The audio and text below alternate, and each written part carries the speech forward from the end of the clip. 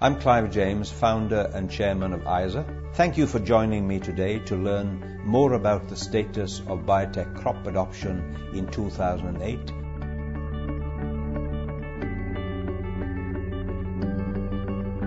Biotech crops experienced another year of strong growth in 2008. But more importantly, the crops are poised for a second wave of strong adoption. In 2008, there were an additional 1.3 million biotech crop farmers. 10.7 million more hectares of biotech crops were planted, and 3 new countries grew them for the first time.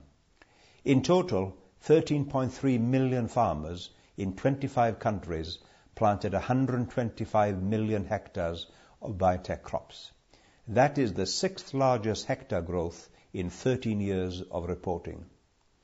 It's also important to note that biotech crops are now planted in 25 countries around the world, an historical milestone. 15 are developing countries and 10 are industrialized nations. In 2008, we saw significant barriers to biotech crop adoption in Africa begin to fall.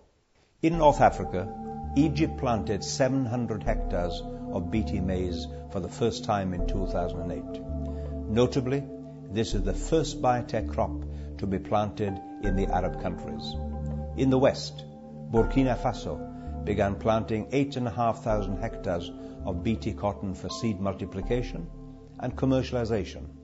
Thus, in Africa, Egypt and Burkina Faso now join South Africa, which gained almost $250 million in 2007 alone from biotech maize, cotton, and soybeans.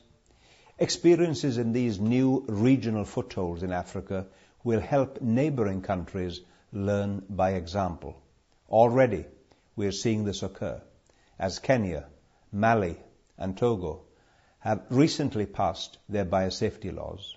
Uganda, Malawi, and others are also showing a keen interest in the technology. There are a variety of other indicators that point toward the emerging second wave of adoption.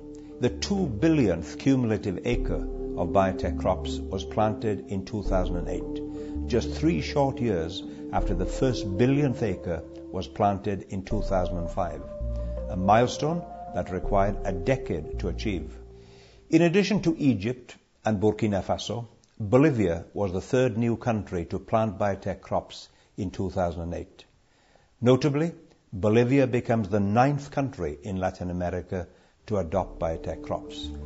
New biotech crops were also approved for planting in countries with previous experience with other biotech crops. Brazil, the world's 3rd largest maize grower with 13 million hectares, planted 1.3 million hectares of Bt maize, while Australia planted Roundup Ready canola for the first time. A new biotech crop was also approved for use in 2008.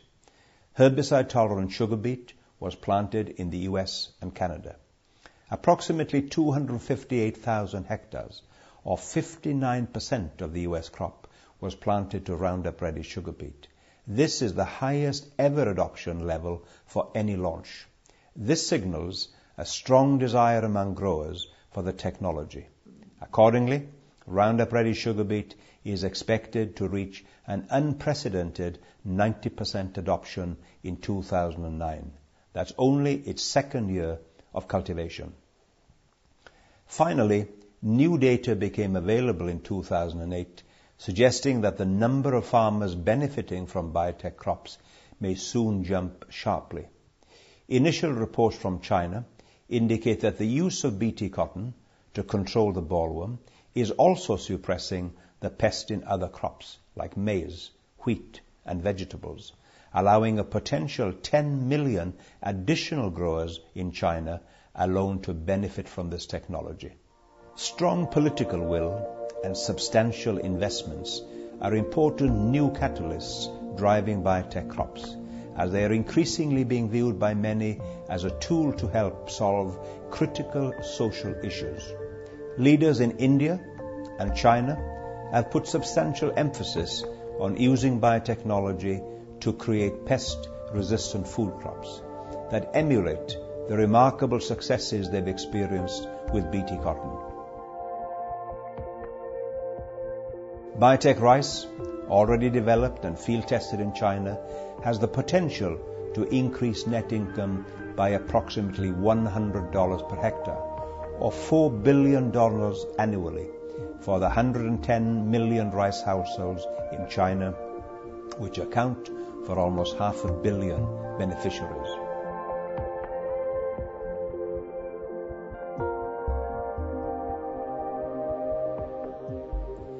This new political will and interest in the role that biotech crops can play in increasing food availability, security, and affordability is critically important and can drive strong adoption between now and 2015, the Millennium Development Goal year.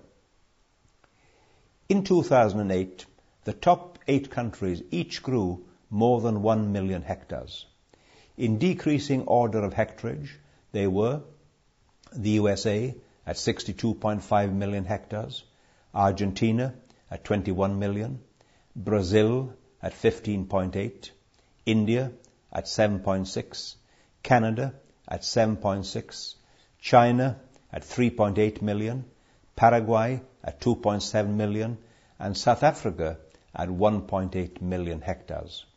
The remaining 17 countries, which grew biotech crops in 2008, in decreasing order of hectarage, were Uruguay, Bolivia, Philippines, Australia, Mexico, Spain, Chile, Colombia, Honduras, Burkina Faso, Czech Republic, Romania, Portugal, Germany, Slovakia, Poland, and Egypt. In 2008, 7 of the 27 countries in the European Union officially planted BT maize on a commercial basis. Despite the fact that French farmers quadrupled their BT maize plantings to 22,000 hectares in 2007, they were prohibited from growing BT maize in 2008. In the EU, BT maize plantings in 2008 remained at approximately the same level, 107,719 hectares, compared with 110,818,000 in 2007, only a 2 to 3% difference. What is noteworthy is that every single one of the 7 EU countries increased their BT maize hectares for an overall increase of 21% in the 7 countries, according to our ISAAA estimate, which is exactly the same as the estimate of 21% increase used by the EU Commission. ISAAA predicts an additional 15 countries will plant biotech crops by 2015, to total 200 million hectares. New countries expected to commercialize biotech crops include 6 or more in Africa, 3 to 4 in Asia, and up to 6 in Eastern Europe, including Russia, where a biotech potato is at an advanced stage of development. Several new crops are expected to gain approval by 2015, with insect and disease-resistant biotech rice already extensively field tested in China. Golden rice is also expected in Asia around 2011, and phytase maize in China in the next few months. Other crops nearing approval include biotech potatoes, sugarcane, and bananas, and BT eggplant, an important vegetable food crop, which has the potential to benefit up to 1.4 million small farmers in India alone, plus a legion of their counterparts in Bangladesh and the Philippines. Rice as a biotech crop and drought tolerance as a trait in maize and other crops will be seminal for driving further adoption of biotech crops globally by 2015. This is the Millennium Development Goal year, when global society has pledged to cut poverty by half, from 1.3 billion to 650 million.